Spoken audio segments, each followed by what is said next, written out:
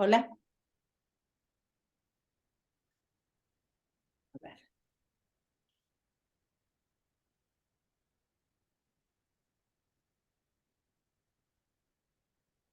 Hola, ¿qué tal? Buenos días. ¿Me escucha bien? Sí, sí, Bueno, me alegro. Bueno, les doy la bienvenida. Lamento no haber podido hacer la reunión presencial hoy, pero todavía estoy reponiéndome de una gripe bastante fuerte. Eh, el- Me acordé de grabar esta vez al principio y espero acordarme de cerrar la grabación al final. Disculpen mi torpeza con el Zoom, pero soy nuevo en esto. Ahora siempre fui invitado en las reuniones. Bueno, eh, el- varias cosas que me gustaría avanzar hoy. Eh, la vez pasada mencioné como al pasar el origen de la noción de lazo social, eh, que como tal se puede fechar en el contrato social de Rousseau. Es una imagen eh, más que una metáfora porque da varias condiciones. Por ejemplo, la idea del contrato. Y la idea del contrato y la de la existencia de algo que los miembros del lazo social tienen en común entre sí. Eh, y bueno, es una idea muy poderosa, piensen que hasta la actualidad, desde entonces, se mantiene esa noción, esa imagen, a pesar de que de entrada en el origen de la sociología fue criticada, por ejemplo, por Durkheim, etcétera. Eh, de todos modos, ha tenido un impacto enorme, o sea que evidentemente algo, algo de lo que constituye el modo de interacción entre los sujetos en una sociedad ha sido tocado correctamente por esto. Bueno, eh, pero por supuesto es una primera aproximación que eh, requiere algunas elaboraciones y la propuesta de este laboratorio es pensar cómo se puede mejorar la idea del lazo social, incluyendo los desarrollos de Lacan en el seminario 17 y en el seminario 18 sobre todo, de manera tal de resulte útil para pensar las peculiaridades del discurso analítico, que es nuestro objetivo, ¿no? Las peculiaridades, y podría decir también los avatares del discurso analítico. Porque, bueno, como les decía la vez pasada, el discurso analítico no está solo, hay otros discursos en danza siempre, y estamos en lo cierto, en la existencia de interacciones discursivas, entonces la presencia de otros discursos no podría no tener algún efecto sobre el discurso analítico. Este es el tema principal de lo que quiero conversar con ustedes, elaborar, discutir a lo largo de todo el año, así que prefiero ir paso a paso. Sobre todo porque en esto, ya aludí a esta cuestión la vez pasada, hay en esto un punto de urgencia. Es decir, hay ciertas cosas que podemos considerar como advertencias de que el discurso analítico está siendo afectado en el último tiempo, no solamente en nuestro ámbito, sino en general. Y esa urgencia significa entonces que debemos ir paso a paso. Como decía Napoleón, vísteme despacio porque estoy apurado. Bueno, si queremos dar una respuesta digna y útil a ese punto de urgencia, es mejor que vayamos con pie de plomo. Eh,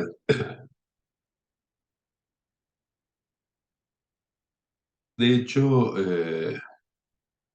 uno podría pensar, y gracias a eso quedó explicitado gracias a una intervención de alguien que estuvo presente en la última reunión, creo que se llama Sebastián Gamazo, si mi memoria falla, eh, hizo notar algo que para mí no era tan sencillo de ver, pero que pensaba decir más adelante, sin embargo lo planteó ya de entrada, que pues, se podía pensar la experiencia analítica misma como una interacción entre dos discursos, ¿no? Es decir, el, el discurso analítico y el discurso del amo, ¿no? Es decir, el discurso del inconsciente. Y en este sentido, podríamos pensar que la interpretación es el modo privilegiado que tiene lugar y forma la interacción entre esos dos discursos, ¿no? Sobre eso vamos a volver posiblemente hoy, este, pero bueno, esto ya demuestra que se perfila de esta manera un modo completamente diferente de entender lo que hacemos en la práctica. Eh, bueno, veremos si es de utilidad, por supuesto. No hay ninguna inclinación en esto a hacer algo que sea nuevo, original, sino que estamos tratando de responder a un problema. Entonces, para avanzar hoy, eh, se me ocurrió tomar unas referencias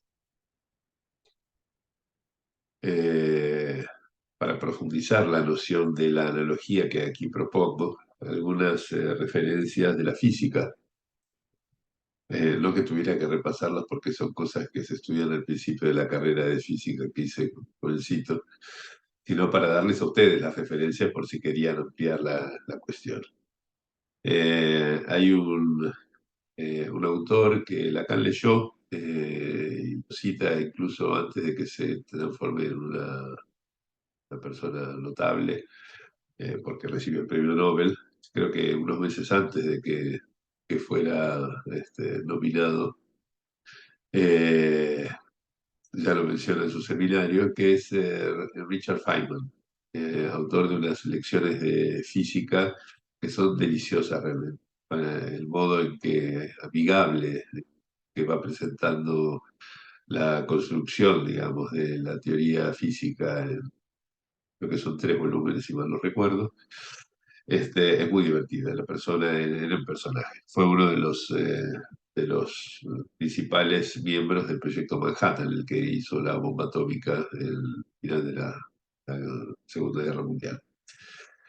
Eh, y en el segundo volumen de esas lecciones de física de Feynman pueden encontrar, si tienen ganas de ampliar un poco la cosa, una explicación en un par de páginas acerca de lo que es un campo. Eh, una noción, la noción de campo de fuerza, por ejemplo, cuando hablamos de campo gravitatorio, de campo electromagnético, que desde la física del siglo XIX se expandió a muchos campos, ahora decimos, del saber, ¿sí? Ámbitos del saber. Pero es una noción que nos va a resultar muy útil para hacer algunas distinciones clave en lo que pretendo ir con ustedes bajo el título de las interacciones discursivas. ¿Por qué? Porque un desplazamiento que, como decía, se produjo, no lo recuerdo, a fines del siglo XIX, entre la noción de fuerza, estaba presente mucho antes con la física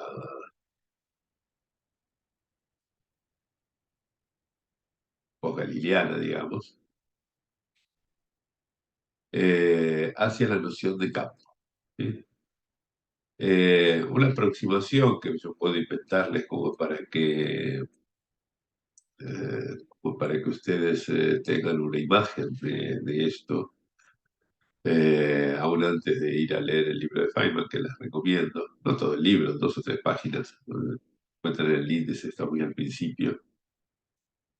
Eh, es la siguiente. Seguramente todos ustedes estudiaron las leyes de Newton cuando estaban en el colegio secundario, ¿no? Y particularmente una de ellas, que se llama el principio de masa, y que habitualmente se llama así, que dice que eh, la fuerza que actúa sobre un cuerpo eh, es proporcional tanto a la masa de ese cuerpo como a la aceleración que recibe ese cuerpo, ¿no? La fuerza se refiere a la fuerza total, ¿no? O sea, la resultante de toda la fuerza que están actuando sobre un cuerpo lo acelera, lo mueve, ¿sí? Y tienen una distinción, por ejemplo, entre la fuerza y otras 2 cosas, en este caso la masa y la aceleración. Aunque no es correcto exactamente lo que les voy a plantear y hay una pequeña trampa en esto, simplemente para seguir la analogía, podemos pensar que, por ejemplo, el peso, que es una fuerza, nuestro peso, por ejemplo, como cuerpos físicos, ¿sí? No como organismos. Nuestro peso es proporcional a nuestra masa, que es el factor de inercia que presentamos ante los cambios de movimiento, y también proporcional al campo gravitatorio, a la gravedad terrestre. ¿Sí? De manera tal que, por ejemplo, si nos fuéramos a la Luna, donde el campo gravitatorio es menor, sentiríamos que pesamos mucho menos. Y de hecho, si ustedes han visto imágenes de astronautas moviéndose por la Luna, los ven saltar así, dando saltos altísimos y que parecen como hechos en cámara lenta, ¿no? Si fueran eh, no sé, globos inflados, ¿no? Que hacen esos movimientos lentos y que suben y que bajan, etcétera.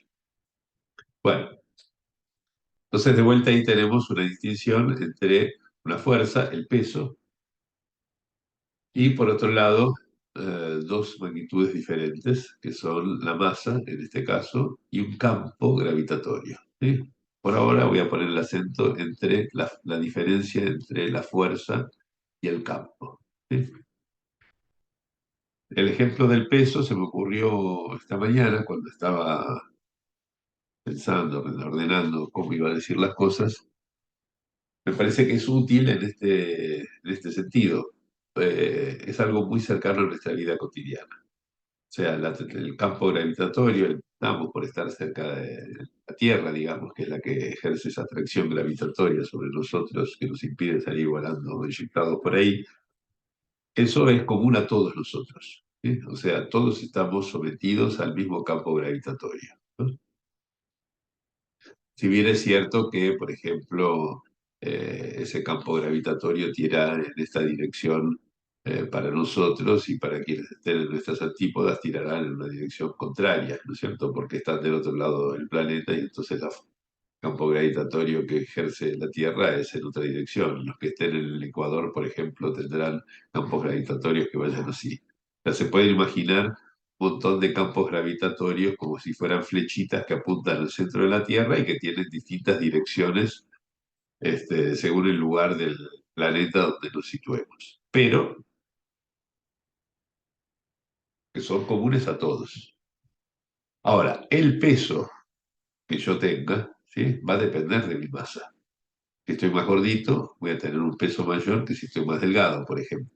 ¿Sí? Y esa diferencia entre ser más gordito o más delgado, por ejemplo, es lo que cambia mi masa. Pero como consecuencia de eso, cambia mi peso. ¿Sí? Porque el peso, como les decía, es como el producto de la masa por ese campo gravitatorio. Entonces, ¿qué es lo que permite la ventaja, digamos, que introduce la noción de campo cuando lo separamos de la noción de fuerza? El hecho de que encontramos algo que tienen en común todos los cuerpos. ¿Sí? Todos los cuerpos están sometidos a un mismo campo. ¿Sí? Ahora, la fuerza que reciben ya depende de cosas de cada uno de ellos, por ejemplo, de la masa que tengan, ¿no?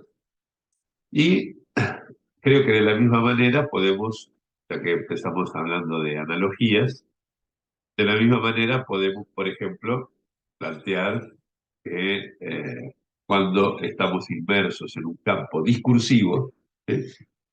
Hay algo que ese campo discursivo ejerce sobre todos nosotros por igual. ¿Sí? Hay algo estructural que no depende de las personas. Pero, por supuesto, el efecto que eso tiene, ¿sí? Que sería el equivalente de la fuerza, que es lo que llamo la interacción discursiva, ¿sí? Ese efecto va a depender de cosas propias de cada uno de los sujetos sociales que estén inmersos en ese lazo. De alguna manera podríamos decir que la interacción resulta de una especie de articulación entre una singularidad y una generalidad. ¿Sí? Dejamos la singularidad aparte gracias a esta separación de el campo discursivo, que es lo que corresponde a lo que afecta a todos los miembros de ese discurso en general. No sé si es clara la imagen que les propongo. ¿Sí? Pero es una, una analogía que me parece absolutamente compatible con la manera en que Lacan piensa los discursos en general, no solamente en los seminarios donde los construye, el 17 sobre todo y un poco más en el 18, sino el modo en que usa su propia construcción de los discursos para leer otras cosas a lo largo del resto de su enseñanza. Eh, es muy llamativo, por ejemplo, que cuando habla de distorsiones producidas en el discurso analítico, y esto no es solamente algo que él haya hecho mientras estaba dentro de la IPA, ¿sí? Es algo que llega a ser incluso hablando y criticando su propia escuela, la que él había fundado. ¿Sí? Habla de desviaciones, de componendas, en fin, es muy duro con lo que pasa en su escuela, pero lo curioso, digamos, y creo que hay mucho para aprender de eso, es que en general él lo achaca esas cuestiones a vicios o a defectos de las personas que lo componen. No dice fulano es el culpable, mengano es el que hizo mal, en fin, sino que en lugar de eso, ¿sí? Lo que hace es una lectura en términos de discursos, ¿sí? Es decir, de estructuras universales. No se ocupa del modo en que cada uno de ellos se inserta, sino del modo en que interactúan los discursos. Y esto yo creo que es una enseñanza enorme realmente, porque si apuntamos a la lectura en términos estructurales, evitamos caer en los argumentos ad hominem, se llaman, es decir, dirigidos a las personas, que son una de las maneras más fáciles de cortar una relación, ¿sí? De pelearse con el otro. Entonces, en una circunstancia donde es posible, si estoy equivocado, digamos, que haya algo del discurso analítico siendo afectado en la actualidad, mejor avanzar en la dirección de las lecturas estructurales que pensar las cosas en términos personales, por ejemplo. ¿No?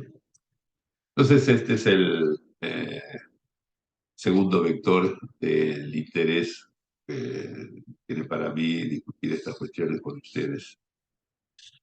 Y también aclimatar un poco los oídos a lo que llamo ese punto de urgencia. Bueno, eh, también mientras estaba en estos días pensando cómo avanzar, recordé algo que escribí durante el verano. No está publicado y encima va a ser publicado en un libro en esloveno, así que va a ser difícil encontrar la referencia impresa. Pero a quien le interese me puede escribir y se lo mando.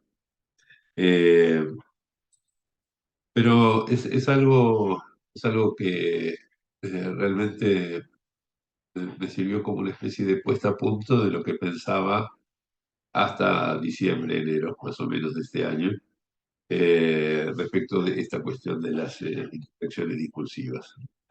Y allí es donde me cayó la ficha, que se dice, de que estaba pensando en dos tipos de interacciones que creo haber mencionado la vez pasada, pero que no está mal repasar, y tal vez haya alguien que no estuvo presente la vez pasada y que puede estar interesado en eso.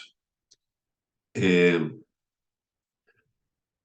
digamos así, volviendo a la analogía de base, ¿no? Eh, Cuando existe un campo, pongámosle gravitatorio, electromagnético, etcétera, ¿no? Y yo pongo un cuerpo allí adentro, una masa, una carga eléctrica, lo que sea.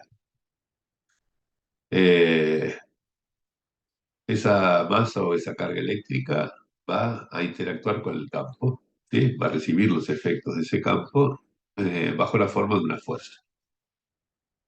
Es decir, estamos, por ejemplo, todos inmersos en el campo gravitatorio terrestre, ¿no es cierto? Y cuando estamos parados en este lugar, recibimos una fuerza que es nuestro peso con la que la Tierra nos atrae, ¿sí? Pero si estuviéramos en Japón, la fuerza apuntaría en otra dirección. O sea, apuntaría hacia el centro de la Tierra. No es que nos haría elevarnos, sino que seguiría apuntando hacia el centro de la Tierra, pero claramente tiene una dirección distinta ese vector.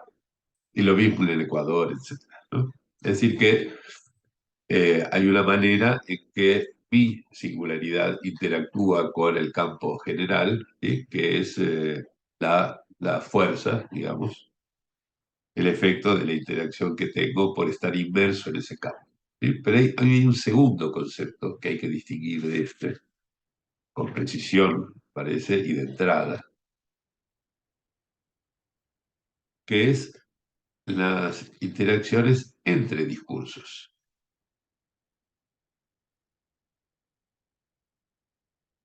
Es decir, si yo tengo ahora dos campos distintos, que son los correspondientes a los discursos, ¿sí? Puede ser que dos campos distintos interactúen entre sí. Por ejemplo, voy a la física primero para tener la analogía a mano, ¿no? ¿Existe alguna posibilidad de que dos campos de fuerzas tan diferentes como el campo gravitatorio y el campo electromagnético, ¿sí? interactúen entre sí? Podría ser, por ejemplo, que, no sé, la presencia de cargas eléctricas afectara la fuerza gravitatoria que ejerce la Tierra sobre mí. Eso le puedo asegurar que la respuesta es rotundamente negativa, ¿sí? O sea, no hay manera de que dos campos distintos interactúen entre sí, ¿sí? No hay modo, ¿sí? O sea, cada campo, y hoy en día eh, sabemos que hay cuatro campos fundamentales en la naturaleza, cada uno de ellos, ¿sí? sigue la suya, ¿sí? No afecta ni es afectado por ninguno de los demás. Eh, Porque yo planteo entonces la posibilidad de que interactúen entre sí dos discursos, es decir, dos campos en la analogía. Porque existe una posibilidad que creo que mencioné la vez pasada, que es la siguiente. Supongamos, voy a ir con la analogía paso a paso para que lo puedan seguir. Y como no tengo pizarrón aquí, voy a escribir con las manos en el aire, ¿sí? Pero tal vez ustedes pueden hacerse un dibujo para acompañar. Supongamos que yo tengo un campo eléctrico, ¿sí? El campo eléctrico, puedo imaginarlo como un montón de flechitas que apuntan en distintas direcciones, ¿no es cierto? Y que indican dónde recibiría la fuerza alguna carga eléctrica que cayera allí. Pero el campo está en todos lados, digamos, puede estar en un espacio vacío, ¿sí? Solo que una vez que aparezca una carga eléctrica, le va a causar una fuerza por estar allí inmersa en ese. en ese campo. Entonces imaginemos, por ejemplo, el campo eléctrico en esta diagonal que les muestro en la pantalla, ¿no? Todos vectorcitos que van para allá. ¿Sí? ¿Eso qué quiere decir? Que si pongo una carga eléctrica aquí, se va a mover para allá. ¿Sí? ¿Ok? Y yo hago, esta es la dirección del campo, pongo una carga eléctrica así y va a moverse en la dirección del campo, ¿sí? En la misma dirección. Bueno, si yo tuviera, por ejemplo, otro campo, ¿sí? Que en lugar de ser como el campo eléctrico, va en otra dirección, por ejemplo, el campo gravitatorio, que todos conocemos, el del peso. ¿Sí? Supongamos ahora que tengo una masa, que es lo que resulta afectado por un campo gravitatorio. ¿Sí? Si yo pongo una masa dentro de ese campo gravitatorio, va a seguir la línea de fuerza del campo gravitatorio, no del otro, del eléctrico que tenía antes. ¿Sí? Es decir, si tengo dos campos cruzados, por ejemplo, ¿no? Tengo una carga. La carga eléctrica va con el campo eléctrico y se mueve en esa dirección. ¿Sí? La masa va con el campo magnético y se mueve en la otra dirección. ¿Sí? Ahora, ¿qué sucedería? Y esta es la pregunta. ¿Sí? Todos esos campos son independientes entre sí, no interactúan ellos entre sí. Pero ¿qué pasa si yo ahora, en este punto de cruce donde están los dos campos que les digo, ¿sí? Pongo una partícula que tenga carga y que tenga masa?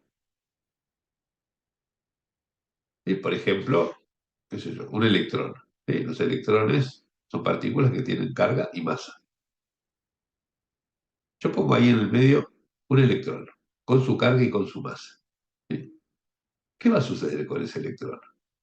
Metido en un campo cruzado doble, ¿sí? De electricidad y de gravitación. ¿Sí? Si estuviera solamente el campo eléctrico, el electrón se movería en esta dirección. Si estuviera solamente el campo gravitatorio, se movería en esta dirección. Pero como está metido en los dos campos y tiene carga y masa, recibe las dos fuerzas, la del campo eléctrico y la del campo gravitatorio. No sé si soy claro hasta aquí. Ahora, ¿qué pasa si recibe las dos fuerzas? Las dos fuerzas actúan al mismo tiempo sobre él. ¿Se va a mover solamente para acá como si no estuviera el otro? No. ¿Se va a mover solamente para acá como si no estuviera el primero? Tampoco. Se va a mover en una dirección que no es ninguna de las dos.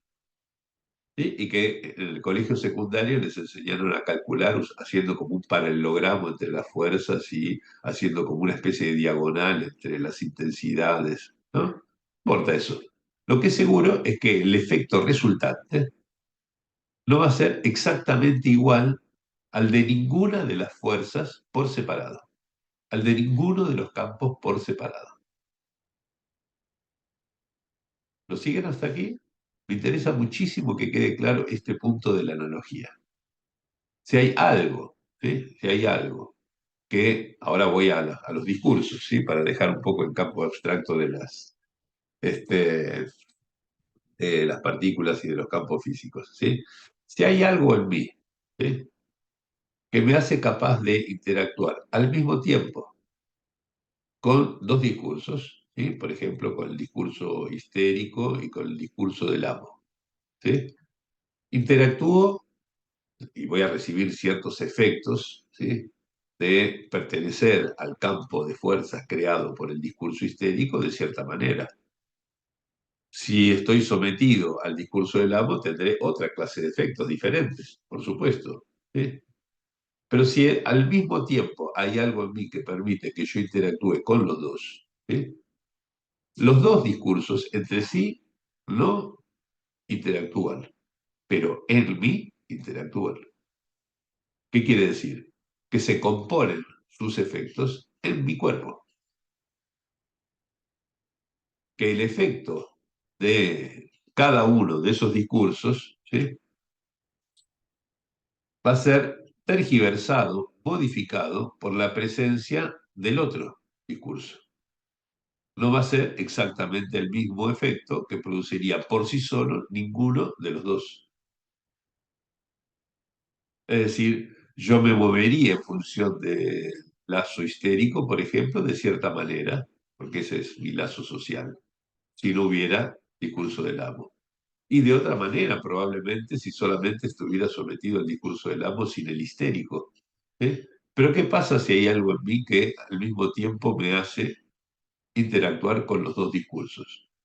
Ya el efecto que cause en mí los discursos preexistentes no va a ser exactamente ni uno ni otro.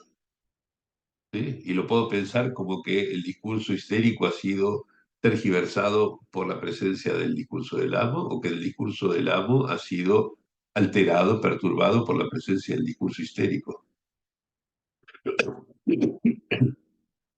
De eso podemos encontrar muchos ejemplos. Los vamos a tratar de discutir.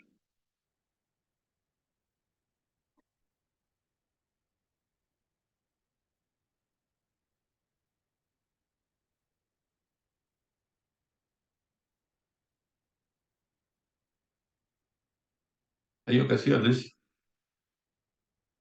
en que vienen a verme algunos colegas para controlar sus casos de una práctica realizada, por ejemplo, en instituciones como hospitales o en instituciones así lo más amplio como obras sociales para las que trabajan, etcétera, ¿no? Y es muy llamativo cómo se puede con cierta facilidad ¿eh? despejar el efecto que la pertenencia al discurso imperante en esa institución, en ese hospital, que en general está, por supuesto, como debe ser, bajo el discurso del amo, o en el de la obra social, es una mezcla del discurso del amo antiguo y el contemporáneo, el capitalista. Se puede ver cuáles son los puntos en los cuales ha incidido, por ejemplo, para eh, poner eh, en un brete el deseo del analista. ¿Sí? Es decir, que podemos ver cómo en la práctica ¿sí? la existencia eh, en el analista ¿sí? de dos discursos que se componen en él tiene efectos de distorsión de su función. ¿Sí? Supuestamente el analista, cuando está en su consultorio con su paciente, debe estar al servicio del discurso analítico y actuar en función de eso exclusivamente. Pero, por ejemplo, cuando atiende a sus pacientes en el hospital o que les llega por una obra social o distintas circunstancias, se puede ver cómo eso altera ¿sí? el modo en que trabaja y pone un obstáculo a la actuación que se deduciría directamente de la puesta en función del deseo del analista. Ahí se ve claramente un efecto muy común de el modo en que dos discursos se componen en una persona. ¿Sí? Y esta noción de composición ¿sí? es algo que propongo tomar como una noción útil para avanzar en este asunto. Porque les dije, eh, las interacciones son con un discurso. Los discursos no interactúan entre sí, pero sus efectos se pueden componer ¿eh? en cada uno de los elementos que participan de ese discurso. ¿Eh? Entonces, podemos tener interacciones discursivas, siempre las interacciones son con cada uno de los discursos por separado, ¿sí? Pero también podemos tener composiciones interdiscursivas, que es el título que le puse al trabajito en esloveno difícil de ayer. Composiciones interdiscursivas, ¿sí? Es decir, que tengan eh, dos discursos, por supuesto, son autónomos e independientes, de todos modos tenga un efecto que se componga en aquellas personas que están tomadas por esos dos o más discursos, ¿no? Puede haber más de dos. Ya si entendiéramos el modo en que se componen entre sí dos discursos, sería realmente un gran avance. Bueno, eh,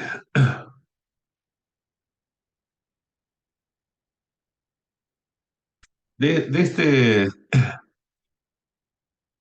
de este pequeño escrito de las composiciones interdiscursivas, se me ocurrió que podía eh, transmitirles, aunque sea algunos fragmentos, porque tienen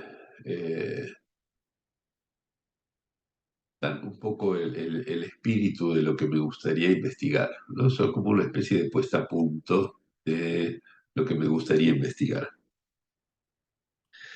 Eh, el, el punto de partida por el cual, no me acuerdo si lo mencioné la vez pasada, pero por el cual yo hablo, prefiero hablar de interacciones discursivas eh, más que de lazo social, que es la noción que le dio origen, tiene que ver con el hecho de que, tal como fue forjado esa imagen del lazo social por Rousseau y retomada infinidad de veces hasta la actualidad, incluso por Lacan, la idea del lazo, piensen ustedes que un lazo es algo que junta, ¿no? Un lazo es algo que reúne. Un lazo es algo que solamente ejerce su acción en una dirección, ¿sí? Yo enlazo varias cosas, solamente puedo estrechar ese lazo, ¿sí? Pero con un lazo yo no puedo hacer que se separen entre sí las cosas. O sea que la idea del lazo siempre tiene que ver con la idea de una aglomeración, ¿sí? Con el hecho de que las cosas se reúnan, ¿sí? Pero en los fenómenos sociales, ¿sí? Existen otra clase de movimientos que más bien tienen que ver, por ejemplo, con separaciones. Los efectos de segregación, por ejemplo, no son cosas que se puedan poner con facilidad bajo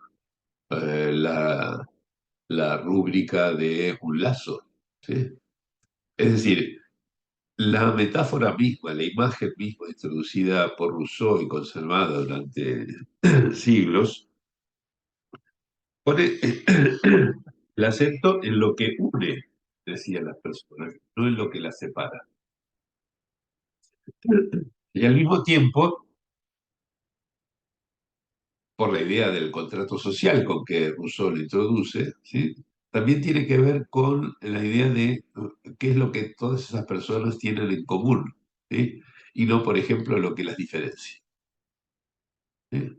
A mí me parece que la idea de una interacción discursiva es como una manera útil de generalizar esa noción, pero quebrar esos dos presupuestos de entrada, ¿sí? O sea, no presuponer que la interacción discursiva solamente una, ¿sí? También puede separar, ¿sí? Y pensar que además puede ocurrir una interacción discursiva, no a la manera del lazo, como lo introduce Rousseau, que es teniendo en cuenta lo que todos tienen en común, sino considerando la diferencia e incluso la singularidad. Eh,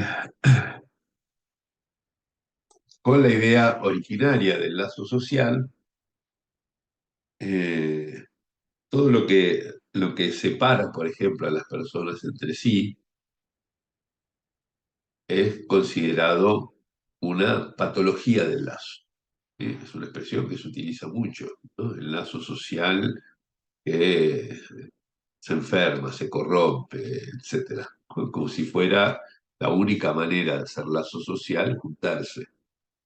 ¿Sí? O, por ejemplo, lo que privilegia, lo que no comparten entre sí, también se considera como una crisis del lazo social. ¿Sí? Por ejemplo, no sé, el racismo. ¿Sí? Este, Todo eso es puesto, digamos, generalmente a cuenta de una patología del lazo social o se lo imputa, por ejemplo, a una naturaleza humana más bien asocial o antisocial, etcétera, ¿no? Bueno, mi propuesta con las interacciones discursivas es, en algún sentido, pasa por arriba de estos problemas, por el hecho de que, primero, podemos descartar que haya una naturaleza huraña de los seres humanos, eh, sobre todo los psicoanalistas, muchos psicoanalistas se han visto llevados a pensar, por ejemplo, en cierto autismo de base del sujeto humano, ¿no? El carácter autista del goce, etcétera, como consecuencia, a mi entender, de sostener el principio del placer freudiano, que hoy en día considero un grave error, con consecuencias al nivel de la doctrina enormes, ¿sí? Como es un axioma de la doctrina freudiana, mi crítica de eso puede considerarse una crítica a un axioma y decir, bueno, esto es una doctrina un poquito diferente y no va a haber ninguna pelea. Pero yo creo que hay el, eh, la asunción de un principio de placer, cosas que llevan a los psicoanalistas a hacer lecturas que incluso contradicen observaciones elementales. La observación más sencilla del niño, de la niña recién nacidos, ¿sí? Eh, muestra que el lazo con el otro es primordial, mucho antes de que se constituya, por ejemplo, el autoerotismo. Eh, bueno, son cosas que vengo discutiendo ya hace varios años, fueron objeto de algunas publicaciones, cosas que van a salir después, etcétera, por si les interesa, pero no voy a detener en eso. Lo que quiero decir es que no voy a presuponer ninguna especie de autismo de base de los seres humanos. Los seres humanos nacemos en unas condiciones de dependencia absoluta con el otro y por lo tanto nuestro lazo con el otro es primero, ¿sí? Y eventualmente cuando ese lazo no se conforma, ahí estamos ante serios problemas, ¿sí? Pero digamos que lo que hay que explicar en todo caso es cómo podría ser que alguien estuviera fuera de todo lazo, ¿sí? No necesitamos ponernos a explicar por qué es que se producen los lazos, más bien el gran enigma es cómo puede suceder que alguien esté por fuera de todo lazo, ¿sí? Por ejemplo, el autismo en el sentido clínico del término, ¿sí? Eso es algo que requiere explicación y tan difícil es explicarse una cosa así que es el día de hoy que todavía no tenemos una opinión más o menos aceptable. Siguen compitiendo dos que son bastante distintas, por ejemplo. Me refiero solamente al campo del psicoanálisis. Fuera de eso todavía hay más cosas. Eh, Entonces, este hecho de que la metáfora inicial usoniana del lazo social pusiera el acento tanto en lo que une a los sujetos sociales entre sí, no a lo que los separa, y pusiera tanto el acento en lo que los sujetos tienen en común entre sí y no sus diferencias, ¿sí? Como les decía, llevó entonces a considerar patologías del acto, todas estas cosas que no estaban incluidas en la metáfora inicial, ¿sí? Y el efecto, digamos, es que la metáfora del lazo social se fue cargando de connotaciones biológicas o incluso morales que realmente hacen muy difícil pensar las cosas en esos términos e incluso formalizar el modo en que se producen esas interacciones sociales, ¿no? Digamos, mi propuesta es pensar que el lazo es una interacción, más bien una interacción muy compleja, ¿eh? Interacción no significa algo unitivo, por ejemplo, en absoluto. Por un momento vuelvo a esas metáforas de la física que utilicé tanto. Por ejemplo, en el caso del el campo gravitatorio es solamente unitivo, ¿no? O sea, los planetas solamente resultan atraídos por la gravedad. Nuestro cuerpo y la Tierra son unidos entre sí, y se atraen entre sí. Solamente hay atracciones de tipo gravitatorio. Pero en el campo eléctrico, por ejemplo, no. En el campo eléctrico, por ejemplo, tenemos cargas positivas y negativas, y dos cargas del mismo signo, lo habrán estudiado en la escuela secundaria seguramente, dos cargas del mismo signo se repelen, ¿sí? O sea, por ejemplo, dos positivas entre sí se repelen, dos negativas se repelen entre sí, y una positiva y una negativa se juntan. ¿Sí? Es decir, que un campo gravitatorio no es responsable exclusivamente de unir, perdón, un campo eléctrico no es responsable únicamente de unir. Un campo gravitatorio solamente une. Y me parece que la imagen de Rousseau, cuando habla del lazo social, es solamente al estilo del campo gravitatorio, algo que solamente une entre sí a los miembros de un dispositivo social. ¿Sí? Mientras que hablar de interacciones discursivas en general, que es lo que propongo aquí, ¿sí? Siguiendo la analogía que les decía, es más amplio. ¿Sí? Amplía las cosas en términos de que podría producir, por ejemplo, alejamientos de las personas entre sí, distancia, ¿no? Sin necesidad, además, de achacar esto a una patología del lazo social, ¿sí? Sin necesidad de cargar las tintas sobre, por ejemplo, la naturaleza huraña de los seres hablantes. Pasamos por arriba de esas cuestiones, como les decía, si pensamos en las interacciones en este sentido general. Bien, eh,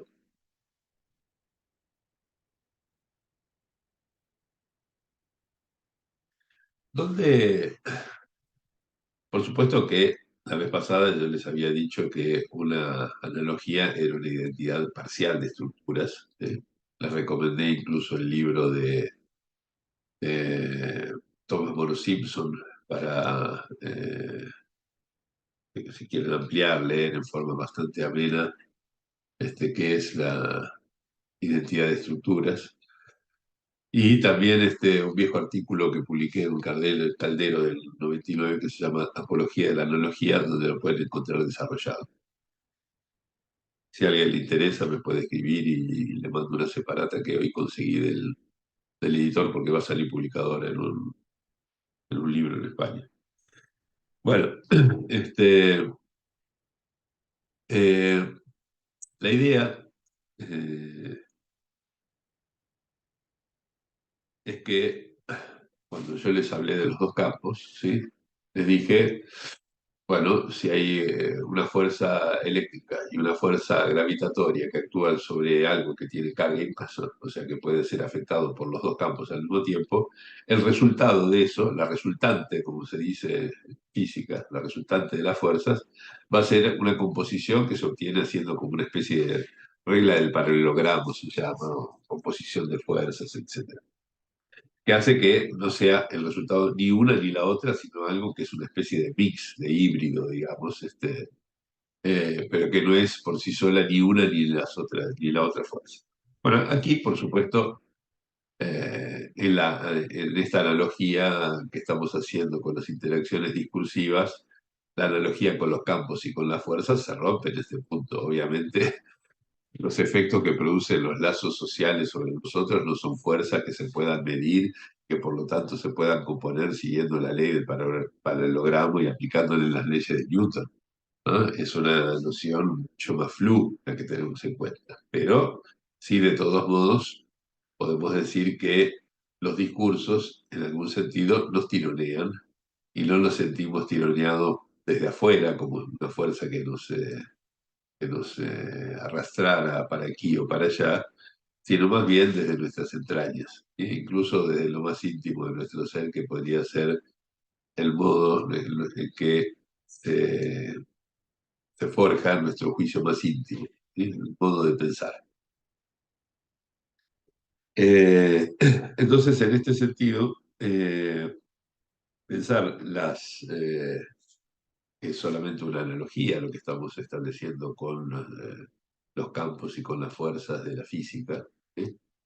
Tener en cuenta que las interacciones discursivas son cosas mucho más complejas y que el modo en que se componen realmente es algo mucho más complejo que la sencillez de poner dos vectores y formar un paralelogramo. Pero a pesar de todo eso, ¿sí? Podemos pensar a esas interacciones como unas fuerzas, con un par de comillas necesarias, que inciden, esta es una noción importante, o sea que hay una eficacia, ¿sí? Son fuerzas que inciden en las formas en que los distintos actores sociales involucrados proceden, hablan, sienten y gozan. Parece que estas cuatro cosas son claves. El modo en que proceden, es decir, que van a actuar, ¿sí? De diversas maneras en función de cuál sea el discurso en el que estén involucrados. Van a hablar también de maneras distintas en función de cuál sea el discurso que esté involucrado. Pero también van a sentir de maneras diferentes según ese discurso. Y hasta, por supuesto, gozar de maneras diferentes. Eso es lo más fácil de entender para un lacaniano, que en los discursos está presente el plus de gozar, ¿no? En formalización de Lacan. Pero entonces, cada vez que nosotros veamos estas, el modo en que unos actores sociales, ¿sí? Proceden, hablan, sienten y gozan de manera que se puedan adscribir a una fuente que es un tipo de lazo social, vamos a pensar que estamos en presencia de cierta interacción discursiva. Eh, Quiere decir que podemos, vuelvo a apelar a las analogías, ¿sí? Podemos considerar que entre campo y fuerza, ¿sí? En la física, ¿sí? Y entre discurso y lazo, ¿sí? También hay una relación de analogía, o sea, una identidad parcial de estructura, ¿no?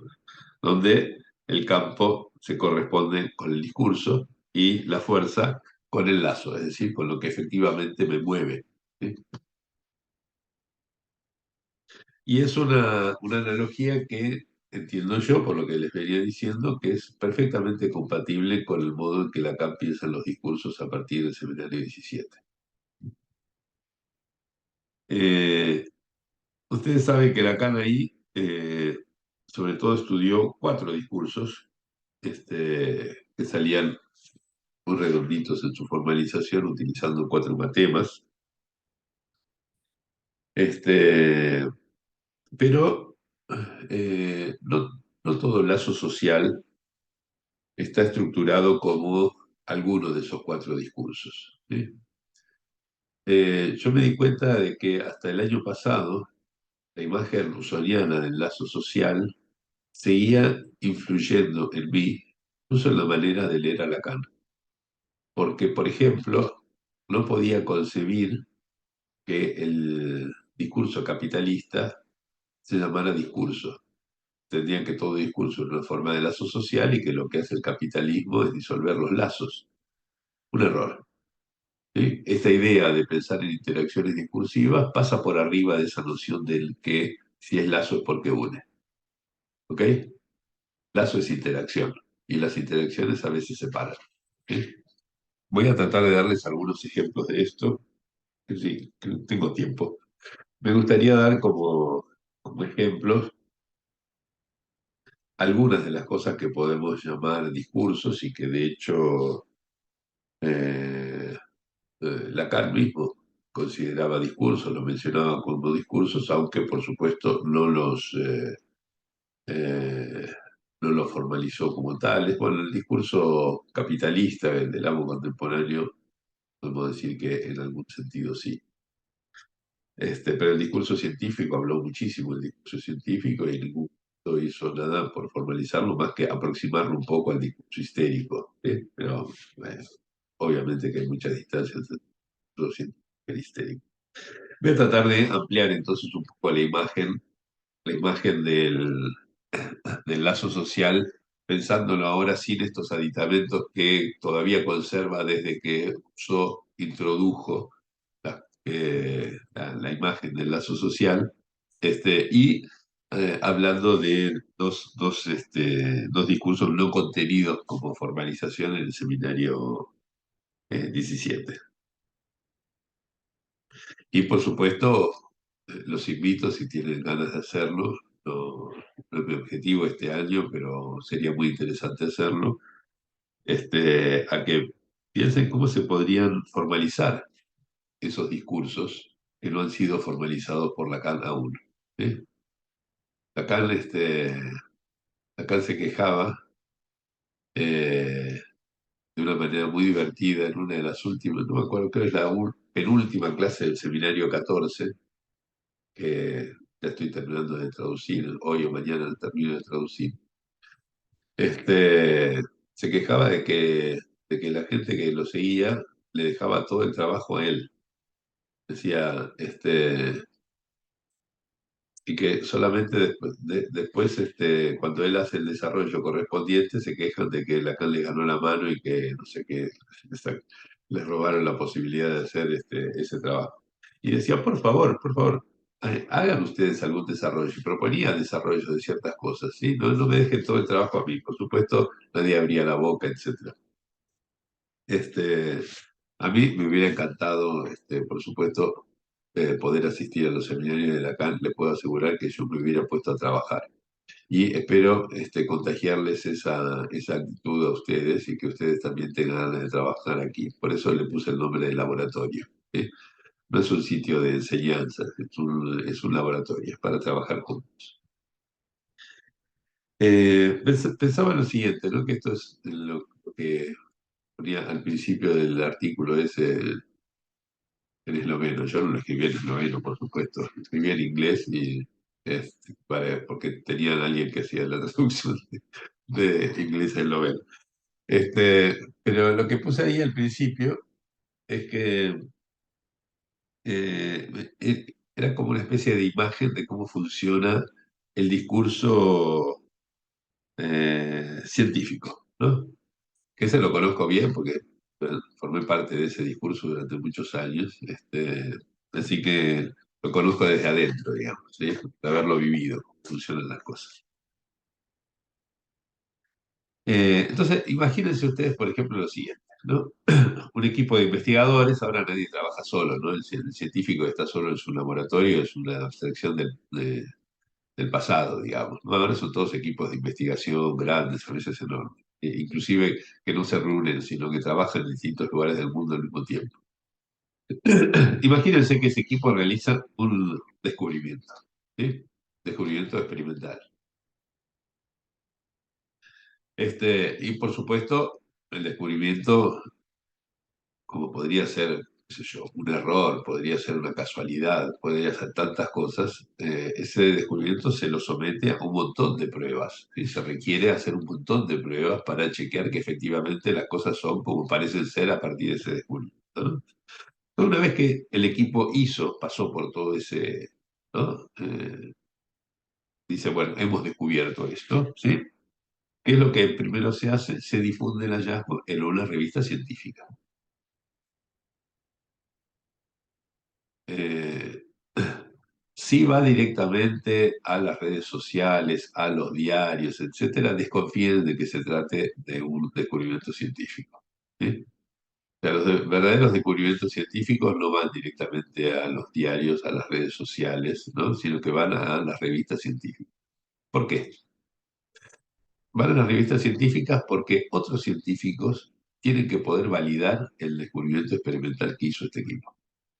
¿Ok? Entonces se difunde, ¿sí? Dice, miren, hicimos esto. Y eso en otros lugares del mundo, ¿sí? Otros equipos de investigación tienen que poder repetir los mismos resultados. ¿Sí? O sea, hacer las mismas experiencias y obtener los mismos resultados. Si no se logra eso, ¿sí? Entonces no está validado el descubrimiento, ¿sí? Y es, eh,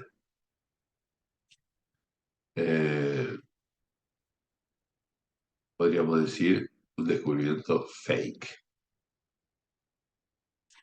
¿No? Vieron que está lleno de fake news. Bueno, muchas tienen la forma de descubrimiento científico, ¿no? Se descubrió, por ejemplo, la pastillita que se la pones en el vaso a tu pretendido y se enamora con un flechazo terrible de ti, ¿no? Cosas que este,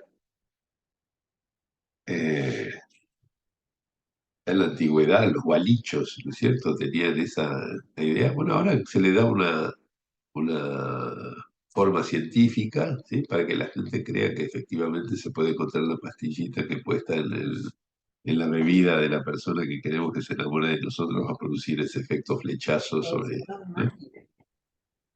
¿Qué decís, Clarisa? No, la poción mágica que se ponía Exacto, también, sí, sí, ¿sí? sí, Claro, exacto, en los exacto. cuentos. Sí, sí. Bueno, esas son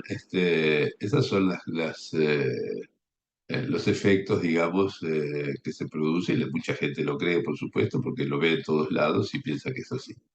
Pero, digamos, la ciencia tiene otros recorridos, digamos, y otros requerimientos. Por ejemplo, se hace el descubrimiento científico y se publica en una revista que además pasa por referatos varios, ¿sí? De pares.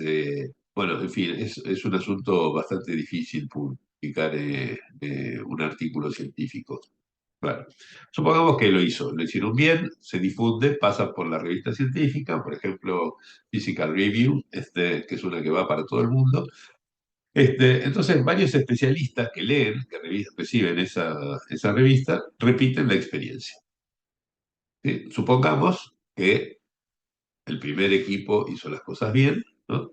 Y entonces, los otros especialistas, los otros equipos de investigación, confirman el hallazgo. Y, por supuesto, eso también se publica en las revistas científicas, ¿no? En definitiva, dice, hicimos las cosas así y así, ¿sí? Y nuestros resultados fueron tales y tales. Por supuesto, nunca es exactamente igual que lo que hicieron nosotros, porque hay errores de medición, distintas variables, etcétera. Pero dice, los resultados obtenidos son compatibles con los que publicó el equipo tal al principio, ¿sí? Y así se publican varios, etcétera. Entonces, tenemos ahora efectivamente validado por la comunidad científica un descubrimiento. ¿Ok? Eso es algo para celebrar y de hecho se celebra, digamos, se celebra, la ciencia se celebra. El equipo pionero que hizo el hallazgo pionero, ¿sí? Recibe premios, recibe reconocimientos varios, ¿sí? A veces recibe también dinero para que sigan avanzando en sus investigaciones, etcétera. A partir de ahí, decenas de investigadores crean, perfeccionan, discuten y comparan modelos que sean capaces de dar razón de ese hallazgo, ¿no? O sea, a partir de allí, bueno, descubrimos esto, muy bien, ahora ¿cómo lo entendemos? ¿Cómo lo explicamos? ¿Es la única manera? ¿Sí? Y ahí se arma todo un debates al respecto. Y por lo tanto, todo ese mundo científico, no todo, por supuesto, porque hoy en día es tal la especialidad que son pequeños grupos de personas por cada especialidad, ¿no? Digamos, dentro de la ciencia. Pero el mundo científico de esa especialidad, por lo menos, debate los avances teóricos y experimentales también obtenidos, etcétera, ¿sí? Los problemas planteados, futuros proyectos, ¿sí? De investigación que van a movilizar fondos y trabajadores, no solamente científicos, sino también gente que va a trabajar a los alrededores, ¿cierto? Bueno, soporte técnico, lo que sea. Así que, ¿para qué hago toda esta semblanza, digamos, de lo que es el mundo de la ciencia? ¿No? Que es un mundo muy lindo, la verdad, muy entretenido, además, muy feo. Para mostrarles que en ese ámbito de la ciencia tiene lugar una interacción compleja, ¿no? ¿Se imaginan lo complejo que es todo esto? ¿Sí? Pero es una interacción, son interacciones. Todo esto que estuve describiendo son interacciones entre las personas, ¿sí? Vehiculizadas por palabras, ¿sí? En revistas, en diálogos, etcétera, ¿sí? Son interacciones discursivas. ¿Sí? Y las manifestaciones de esas interacciones complejas inciden en la forma en que los actores involucrados en ese mundo científico proceden, hablan, sienten y gozan también. ¿Sí? O sea, los afecta de manera directa. ¿Sí? Las cosas que hacen y dejan de hacer depende del tipo de lazo que están estableciendo con nosotros. Si se van a quedar haciendo un experimento o haciendo otro, si van a dirigirse a tal o cual congreso o no, si van a escribir tal o cual artículo, por ejemplo, si van a tomar champán cuando vayan a recibir el premio Nobel, en fin, digamos, todas estas cosas tienen que ver con efectos en las maneras de pensar, de sentir, de gozar, de actuar de las personas involucradas. O sea, es un tipo muy específico de interacción discursiva que no ha sido formalizado por Lacan, por más que se la pasara hablando todas las veces sobre el discurso científico. ¿Sí? Y por supuesto, ahora que les cuento un poquitito esta cara, digamos, de las interacciones, ven hasta qué punto es distinto del discurso histérico. ¿Sí? O sea, Lacan encontró un punto en común entre el discurso científico y el discurso histérico por la relación que tiene con el saber, por supuesto. Está muy bien lo que dijo Lacan, ¿sí? Pero en términos discursivos es bien distinto. ¿Sí? Bueno, eh, ¿qué es lo que tiene de especial este lazo? Esto está relacionado con algo que a mí me interesa hace muchos años, por supuesto. Me dediqué a la ciencia, me dediqué al psicoanálisis, muy interesado durante mucho tiempo por pensar las relaciones entre ciencia y psicoanálisis, igual que Freud también, igual que Lacan, por supuesto, qué sé yo, mucha gente se pregunta qué relación hay entre ciencia y psicoanálisis, no soy una excepción en esa serie. Pero además, digamos, me concierne íntimamente también por el hecho de haber participado en los dos lazos discursivos, ¿no? Que eso ya no es tan común. Bueno, la cuestión es que, ¿qué tiene de especial este lazo, digamos? Eh, la primera cuestión es que por razones de método científico, ¿no? Me refiero. ¿Sí? Por razones de método, la ciencia siempre debió dejar de lado lo singular ya de la época de Aristóteles, ¿sí? La metafísica ya está presente eso, para hacer ciencia lo singular tiene que quedar de lado, pero también el sujeto, que esa fue la novedad que introdujo el giro que posibilitó la ciencia moderna, digamos, ¿no? A partir de Galileo, por ejemplo, podemos echar su origen. O sea, solo puede lograr esto último de dejar de lado el sujeto, ¿sí? Si elimina, esto el que se dio cuenta mucho antes que Descartes fue Bacon, ¿sí? Se elimina sistemáticamente los ídolas, como los llamaba, ¿sí? Latín para ídolos, que crecen sobre el suelo del lenguaje. Es decir, ¿qué eran los ídolas? Eran esos seres que solamente tenían existencia en el lenguaje, ¿sí? Unicornios, ángeles, etcétera, digamos, ¿no? Esa clase de cosas que solamente son producto del lenguaje, ¿sí? Bueno, y en esto nosotros como psicoanalistas podríamos incluir, por ejemplo, el sujeto, ¿sí? El sujeto también es solamente un efecto del lenguaje, ¿sí? Entonces, la ciencia debe dejar de lado todos los productos del lenguaje, incluyendo el sujeto, ¿sí? Este, para lograr eso, dejar de lado lo singular, ¿sí? Está el método científico, y para dejar de lado el sujeto, ¿sí? Tiene que crear un lenguaje, ¿sí? Que sea un discurso sin palabras, ¿no? Algo a lo que Lacan alude en varias ocasiones en su enseñanza cuando ya estaba pensando en las cuestiones de los discursos, ¿no? Incluso antes del seminario 17, ¿no? Un discurso sin palabras, ¿no? Este, ¿Por qué? Porque el problema que tiene, digamos, las palabras es que están abiertas a interpretación, ¿sí? Y al estar abiertas a interpretación, las interpretaciones que hacemos de ellos son productos del lenguaje. Y como debemos dejar de lado los productos del lenguaje, no podemos usar palabras. Entonces, ¿qué hacemos? ¿Lenguaje de señas? No, letras y números. ¿Sí? Es algo completamente refractario a la polisemia, completamente refractario al equívoco, ¿sí? Es algo que propuso como tal Leibniz, contemporáneo de Newton, ¿sí? Entonces, solo bajo estas condiciones, decía, de crear ese discurso que sea sin palabras, ¿sí? Por más que los científicos hablan entre sí, ¿sí? Y los papers que tienen no son solo fórmulas, hay montones de palabras, ¿no? Que sirven como para leer, etcétera. Pero lo esencial, digamos, que constituye lo propio del discurso científico, son esas fórmulas, son esos números. ¿Ok? Esas son las que todos pueden entender sin necesidad de traductores, sin necesidad de intérpretes, etcétera. Entonces, solamente con estas condiciones que les digo, es verdad que el lazo que soporta el saber de la ciencia, que es entonces un saber sin sujeto y además constituido por escrituras silenciosas. ¿Sí?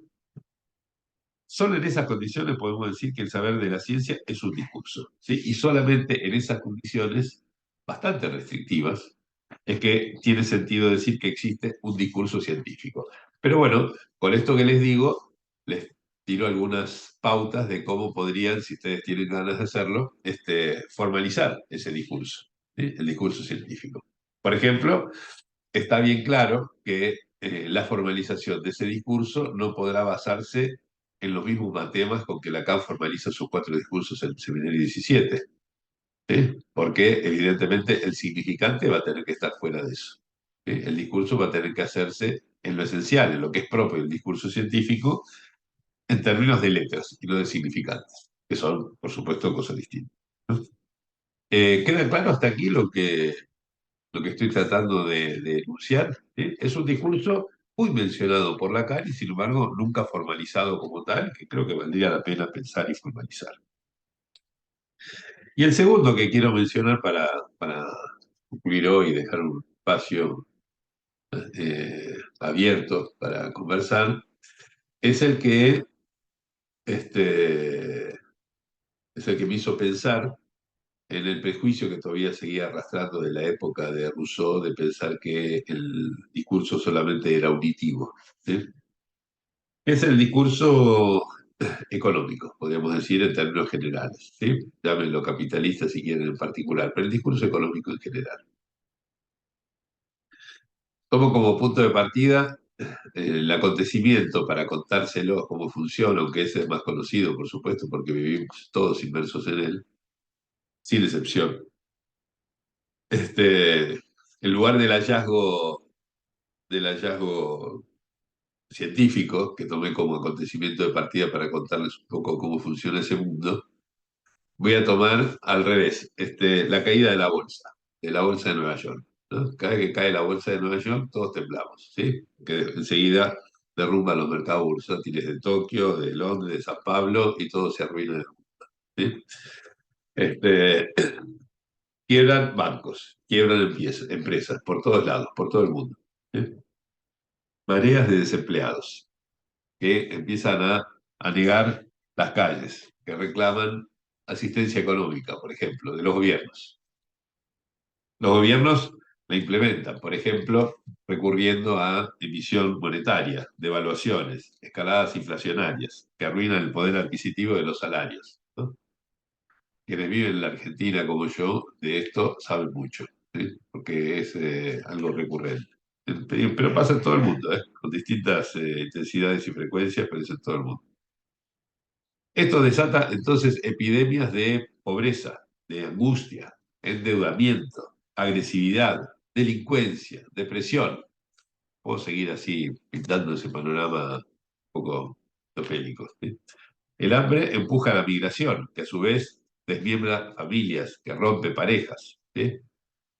Ya tienen más o menos una idea de cómo se puede pensar fenómeno como este, ¿no? Simplemente tomé como punto de partida una catástrofe como el derrumbe de la bolsa de Nueva York, ¿sí? Porque deja al desnudo, deja al descubierto lo que ocurre todos los días sin que nos demos cuenta que es el tipo de lazo que establece el discurso económico. ¿Sí? O sea, el capitalismo, que es lo que reúne, digamos, el modo en que funciona todo este sistema, es responsable de otra interacción compleja, cuyas manifestaciones inciden también en las formas en que los actores involucrados proceden, hablan, sienten y gozan. ¿Sí? Que es, como yo les decía, que podíamos caracterizar las interacciones discursivas. O sea que él también constituye lo que consideramos un lazo social. ¿Sí? Hasta ahora pensaba que el capitalismo no era un lazo social, porque rompía las parejas, rompía las familias, rompía los lazos vecinales, rompía todo por la necesidad de la movilidad social, etcétera. Entonces pensaba que si el lazo social siempre era lo que creaba las uniones libidinales y el capitalismo en general las rompía, entonces no debía ser un lazo social. Era un pseudo discurso, en mi opinión. Estaba equivocado. Realmente es un lazo social al mismo título que cualquier otro que estudiemos, pero es uno que pone en el primer plano el hecho de que no solamente un lazo social une, sino que también separa. ¿Sí? Así como les decía que el campo gravitatorio era de esos campos que solamente unen entre sí a las partículas, a las masas que interactúan allí. Mientras que, por ejemplo, el campo eléctrico es un campo que algunas las junta y a otras las separa. ¿Sí? Depende del valor que tengan las cargas relativas. Bueno, evidentemente tenemos que abrir nuestra manera de pensar las cosas, salir de los límites que impone la metáfora inicial del lazo social como lo que une, ¿sí? Y pensar en términos más amplios como una interacción, esa es mi propuesta, por lo menos, como una interacción compleja que a veces puede unir, a veces puede separar, pero que afecta a todos, ¿sí? O sea, no necesita ser unitiva, ¿sí? Para que sea general, ¿sí? Este es el punto fundamental. ¿Qué caracteres, digamos, tiene ese discurso capitalista, digamos, ¿sí? Que ahora llamo discurso capitalista, ¿sí? Bueno, obviamente, una de las cosas que tiene es que promueve la movilidad territorial como prácticamente ningún otro discurso. Si usted se pone a pensar, por ejemplo, en el discurso del amo antiguo, ¿sí? El discurso del amo antiguo lejos de promover una movilización territorial, más bien era anclado, digamos, a la tierra, ¿sí? El feudo, por ejemplo, el amo, el señor de la tierra. De vez en cuando sí se hacía alguna excursión, por ejemplo, para hacer la guerra contra otro amo o para hacer las cruzadas o lo que fuera, ¿sí? Pero en definitiva, la movilidad territorial era de lo más reducido, ¿sí?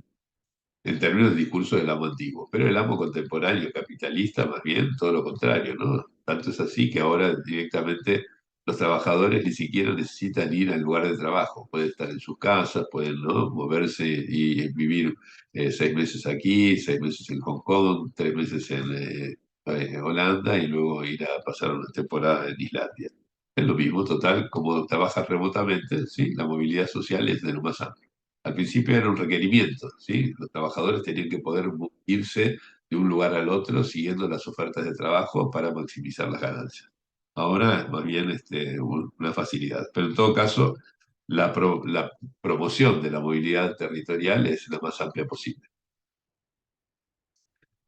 Favorece, por lo tanto, el desarraigo, ¿sí? Quebranta además la estabilidad poblacional, ¿no? Por las migraciones, etcétera, ¿sí? Debilita además los vínculos amistosos y vecinales, precisamente por eso. Que la gente camina por el barrio y no se saluda con nadie, por ejemplo, ¿sí? Porque son cosas todo el tiempo efímeras, los lazos.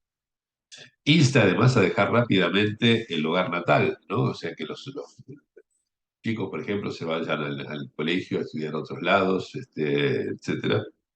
Y eso además atenúa la intensidad inicial de los vínculos paterno-filiales y fraternos, ¿no? Cual los lazos libidinales resultan atemperados, ¿no?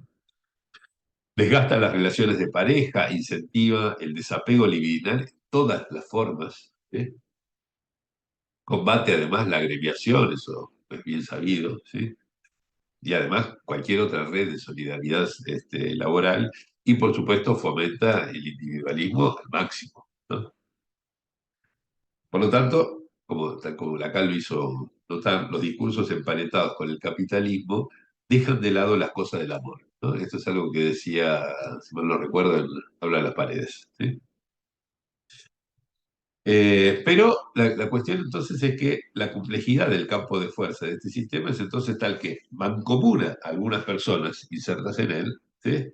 Pero distancia y dispersa a otras, ¿no? Es mucho más complejo esta interacción discursiva, ¿sí? O sea, algunas, por ejemplo, se mueven, van, migraciones, etcétera, pero además se producen separaciones, ¿no? Rupturas, etcétera. O sea, es realmente muy complejo. Este,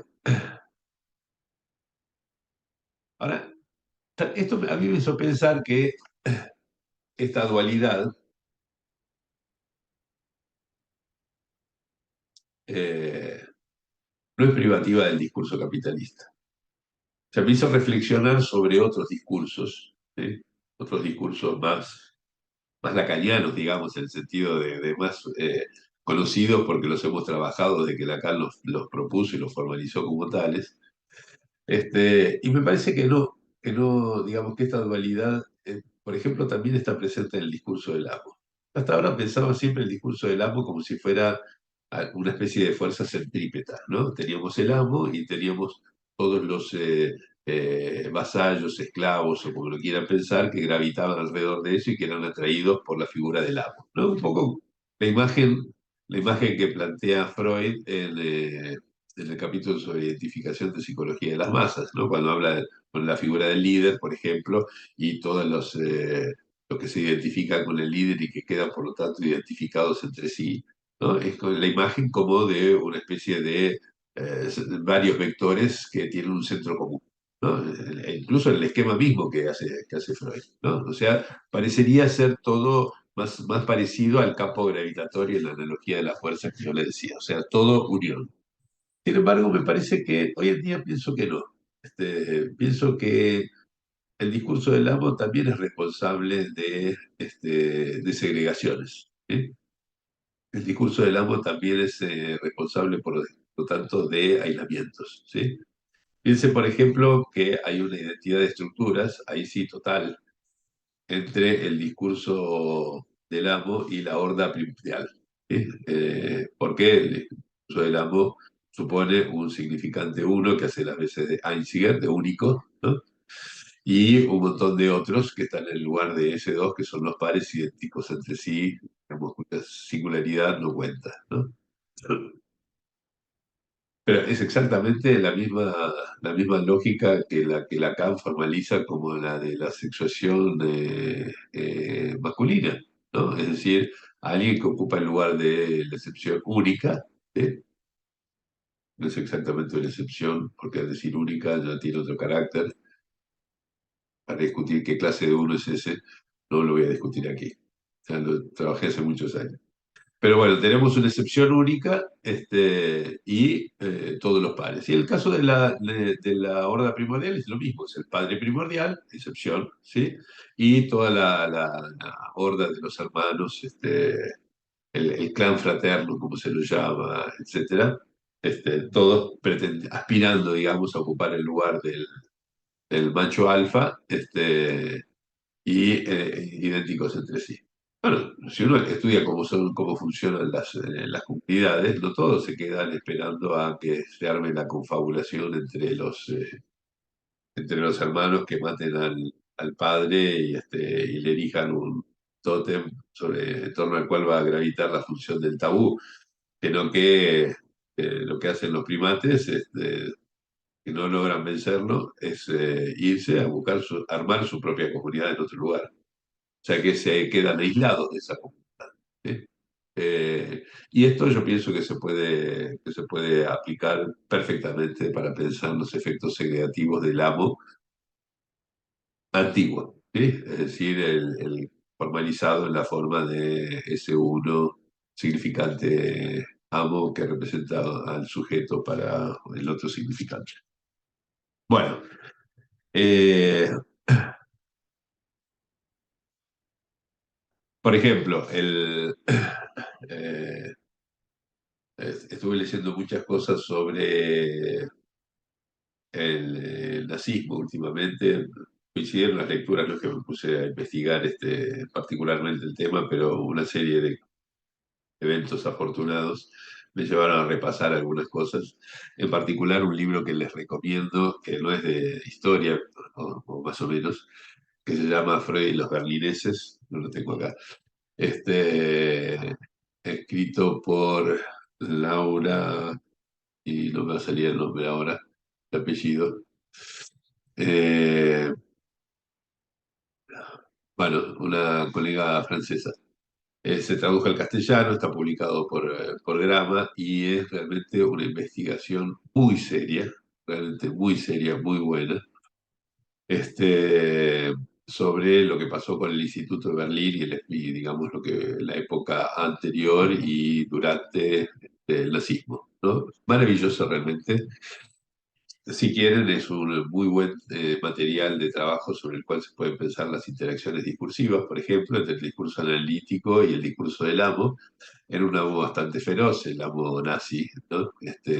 Así que interesante ver cómo los efectos, digamos, de distorsiones y componendas se pueden ver ahí con muchísima claridad, aunque por supuesto la autora no está hablando en esos términos, ¿no? Ay, gracias. Mónica Dayan Pozo, Laura Sokolovsky, gracias. Ahí está la autora del libro. Es excelente ese libro, es una investigación muy rigurosa, de las más serias que he leído últimamente, y vale la pena leerlo. Inclusive si quieren, pueden sacar de ahí material como para pensar, por ejemplo, cómo pudieron interactuar dos discursos, el discurso analítico y el discurso del amo en la Alemania nazi. ¿Sí? Este, bueno, eh, y decía, respecto de ese fenómeno terrible, digamos, que fue el nazismo, se trataba de un amo espantoso, ¿sí? Un amo terrible, donde había un partido único, un líder único, todo era único, etcétera, pero ese uno lo que hacía era promover una segregación tremenda, mortífera, además, no solamente de los judíos, también de los gitanos, de los enfermos mentales, etcétera, ¿no? El plan T4, la acción T4, como se llama, no es tan conocida, pero eso, ahí, digamos, donde empezó el uso de las cámaras de gas, ¿no? Es decir, matando a los enfermos mentales. Y una curiosidad, el primer lugar donde eso se implementó fue en el asilo de Sonnenstein, donde estuvo Schreber escribiendo sus memorias, solo que muchos años antes, ¿no? Bueno, en fin, se me hizo un poco extenso el comentario final, así que voy a dejar algunas cosas para la vez que viene, pero quiero dejar aunque sea unos minutos que nos quedan poco de la reunión, o para escucharlo si quieren agregar algo, comentar algo, para interactuar un poco.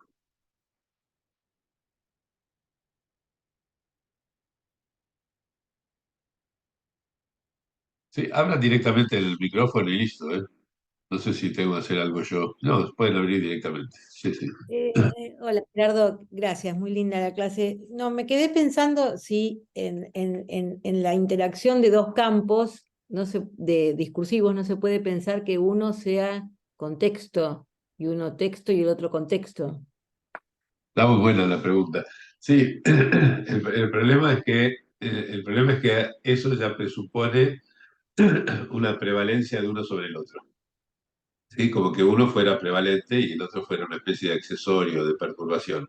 Y lo que a mí me interesa pensar es justamente qué es lo que pasa cuando son comparables, es decir, cuando no se puede pensar que uno viene a perturbar al otro, sino que uno directamente compite con el otro. O sea, quiero abrir el abanico para que estén todos incluidos, ¿ok?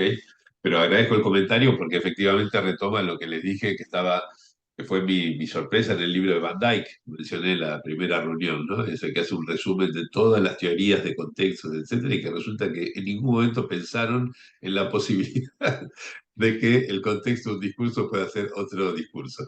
No es que yo me incline en esa dirección, por supuesto, porque más bien pues, no quiero pensar que un discurso sea contexto de otro, sino que interactúan, es decir, al mismo título y en pie de igualdad. Pero la idea me surgió de ahí, realmente fue una sorpresa enorme. Azucena habías levantado la mano hace un ratito, pero sin sin el gestito del Zoom. ¿Querías decir algo?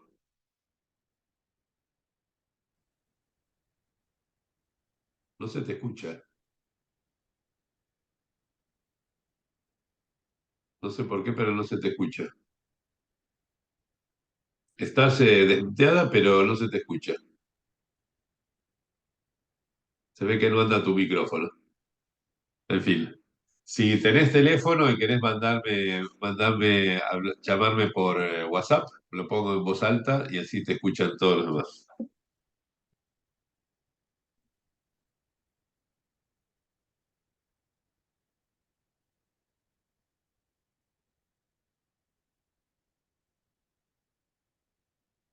Sí, te escuchamos.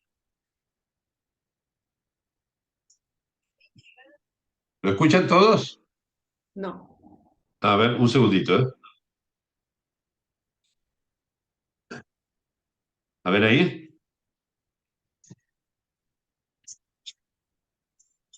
Vamos a ver si lo pongo. Creo que tengo que ponerlo en altavoz, me parece. A ver ahí. Ahora sí, perfecto. Te escuchamos bien. No. El discurso de la ciencia. Acá en el seminario 18, incluso en el 17, de un discurso que no fuese del semblante, ¿no? Es un anhelo. Sin embargo, afirma el alumno del seminario o etcétera, con el discurso de la ciencia. Y yo me pregunté cómo el discurso que vos dijiste que está fuera del lenguaje. No, no, yo no digo, no, perdón, muy bueno el comentario, te agradezco, pero no digo que quede fuera del lenguaje, digo que queda fuera del significante. Sí, ok, sí, gracias. Sí, ¿quién más había levantado la mano? Me parece que, a ver,